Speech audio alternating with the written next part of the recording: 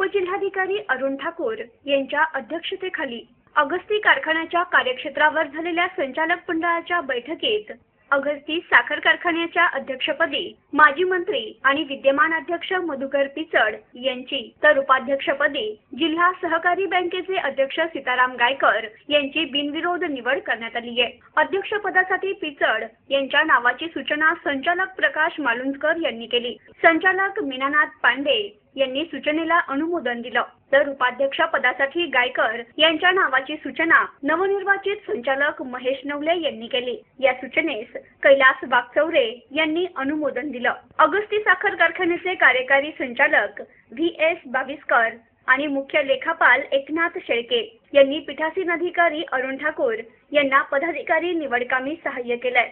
पुढील वर्षी निळवंडेच्या उच्चस्तरीय कॅनॉलचं पाणी निघणार असून परिणामी प्रवरा खोरे देखील बारमाही होणार आहे। पिंपळगावखांड धरण पूर्णत्वास जात आहे।